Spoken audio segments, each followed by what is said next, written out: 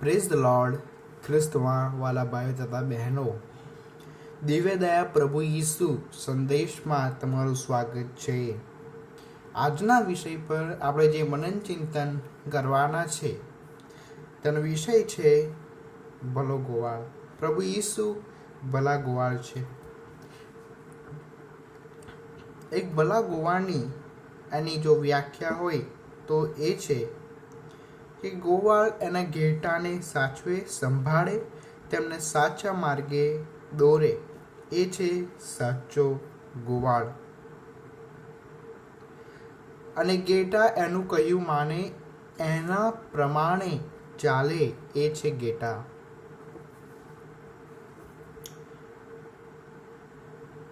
આપણે જોઈએ છે પ્રભુ ઈસુ આપણા ગોવાળ છે અને આપણે તેમના ઘેટા છે. ગોવાળ માટે ઘેટા મૂલ્યવાન છે અને બધા ઘેટા એના માટે સરખા છે. એમ પ્રભુ ઈસુ માટે આપણે બધા સરખા છે. આપણે બધા સમાન છે. એ છે પ્રભુ ઈસુના ઘેટા. અને એ એક ભલા ગોવાળની નિશાની છે. એ બધાને સમાન રાખે છે. પ્રભુ ખ્રિસ્તમાં વાલા ભાઈઓ તથા બહેનો,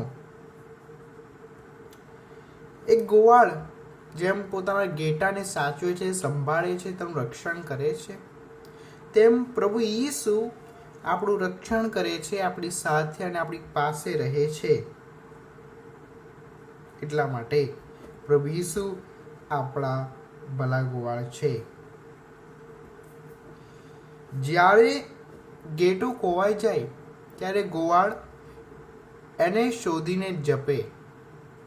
એને શોધવા એ વ્યાકુળ થઈ જાય છે. જ્યારે આપણે પ્રભુથી દૂર જઈએ છીએ, આ દુનિયાવી બાબતોમાં, આ દુનિયાવી કામમાં આપણે ખોવાઈ જઈએ છીએ, ત્યારે પ્રભુ ઈસુ આપણને શોધવા નીકળે છે. આપણા વર્તન, આપણા કાર્યો, આપણા પાપથી પ્રભુથી દૂર થઈએ છીએ અને ત્યારે પ્રભુ ઈસુ આપણને શોધવા નીકળે છે. કેમ કે પ્રભુ ઈસુને આપણી ચિંતા છે કે આપણો નાશ ના થાય અને આપણો નાશ ના થાય, બલકે આપણો ઉદ્ધાર થાય. પ્રભુ ઈસુ લુકના શુભ સંદેશમાં કહે છે, મારા ઘેટા મારો સાથ સાંભળે છે, હું તેમને ઓળખું છું, તે મને ઓળખે છે અને મારું કયું કરે છે. જો આપણે સાચે પ્રભુના ઘેટા હોય, પ્રભુના સંતાન હોય, તો આપણે પ્રભુનો અવાજ સાંભળી શકીએ. પણ અમુક લોકો કહે છે એમને પ્રભુનો અવાજ સંભળાતો નથી. તો કેમ સંભળાતો નથી? તમે પ્રભુની નજીક જવાનો પ્રયત્ન નથી કરતા. પ્રભુની નજીક કેવી રીતે જવાય? અંગત પ્રાર્થના દ્વારા, પર્સનલ પ્રેયર દ્વારા, સામૂહિક પ્રાર્થના, બાઇબલ વાંચન, સમૂહ પ્રાર્થના, મિસ અને પ્રાયશ્ચિત કરવાથી પ્રભુની નજીક જવાય છે, પ્રભુની પાસે જવાય છે અને તેમનો અવાજ આપણે સાંભળી શકાય છે.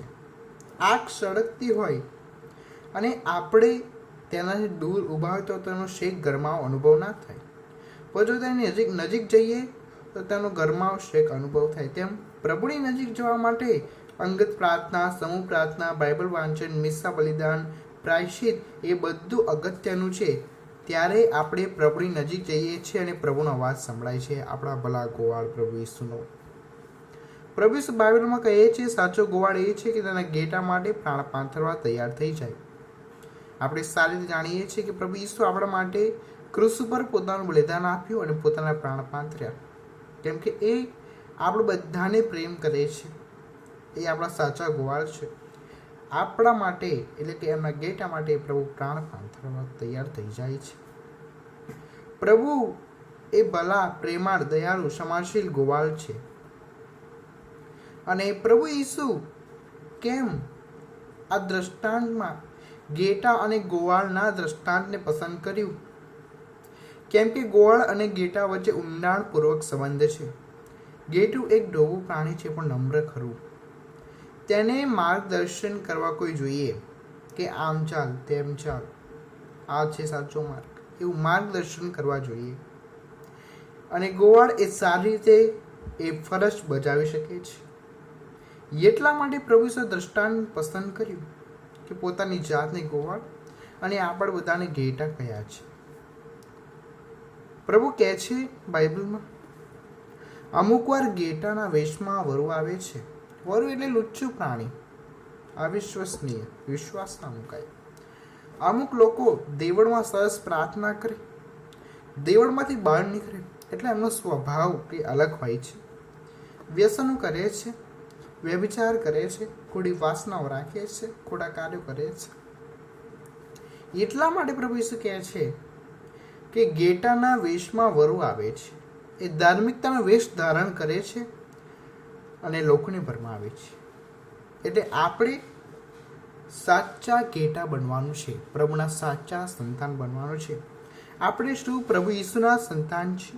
હા, કૃષ્ણ વાલાબનો આપણે પ્રભુના સંતાન છે. જેમ ગોવાળ હોય તેમ ઘેટા હોય છે. એટલે પ્રભુ નમ્ર, દયાળુ, પ્રેમાળ, ક્ષમાશીલ અને પવિત્ર છે.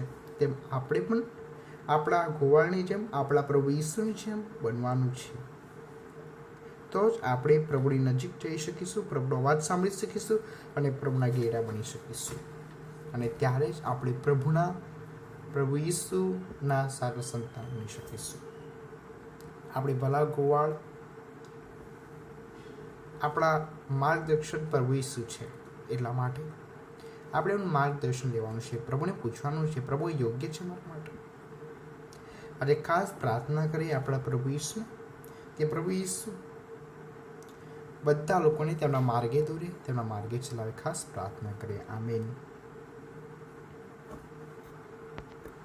જો તમને આ વિડીયો સારો લાગ્યો હોય, તમને નવું જાણવાનું મળ્યું હોય, તમારા જીવનમાં ઉપયોગી બન્યું હોય, તો આ વિડીયોને લાઈક કરો, સબસ્ક્રાઈબ કરો અને શેર કરો, જેથી આપણે પ્રભુના વિશે નવું જાણી શકીએ, તેમનો મહિમા કરી શકીએ. ખાસ પ્રાર્થના કરીએ. પ્રભુ ઈસુ, હું તમારા પર શ્રદ્ધા રાખું છું.